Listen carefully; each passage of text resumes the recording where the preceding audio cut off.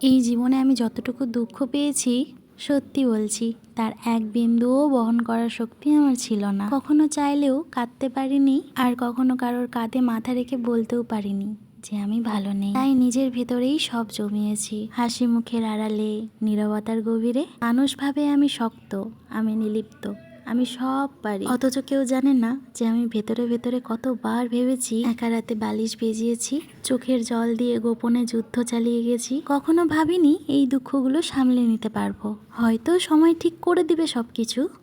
কিন্তু বাস্তবতা হলো, আমি আয়ত্তের বাইরে দুঃখ ধারণ করতে করতে এখন নিজেই ধ্বংস হয়ে গেছি। এখন মনে হয় আমি নেই, আমি কেবল এক ভাঙা মানুষ, যার ভেতরে অনেক কথা জমে আছে, কিন্তু শোনার কেউ নেই।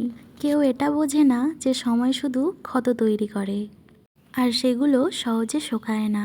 আমি এখন কেবল নীরবতা, মুখে হাসি, চোখে অন্ধকার, মনে একরাশ দুঃখ নিয়ে প্রতিদিন বেঁচে থাকার অভিনয় করে যাই। আমি ধ্বংস হয়েছি, তবুও আমি মুখে বলি আমি ভালো আছি।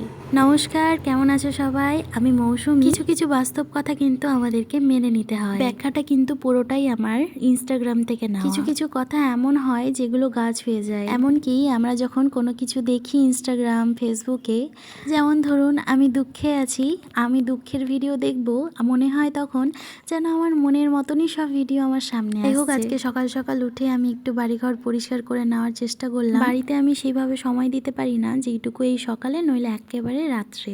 আর এই রুম ফ্রেশনারটা নিয়ে আমার প্রচন্ড সুবিধা হয়েছে। এখন আমি যে রুমটাতে থাকছি, এই রুমটা অনেক দিন ধরেই বন্ধ ছিল, তাই রুমটা অনেকটা গ্যাস হয়েছিল। আর আমি স্কিনে কিন্তু সেরকম কিছুই ব্যবহার করি না, কিন্তু এই বহুদিন ধরে এই ফেস ওয়াশটা আমি ব্যবহার করছি, খুব ভালো রেজাল্ট পেয়েছি। কেউ যদি নিতে চাও 8 মাইলের মধ্যে, আমাকে অবশ্যই কমেন্ট করো। আজকে অনেক দেরিতে ওঠার জন্য আমার অনেক লেট হয়ে গেছে, এখন ওই বাড়িতে আবার চলে যাব। তো আজকের মতন এইটুকুই। সবাই ভালো থেকো, সুস্থ থাকো। আসছি নেক্সট ভিডিও নিয়ে, আর সবাই ফলো করে দিও আমার নতুন নতুন ভিডিও পাওয়ার জন্য। টাটা।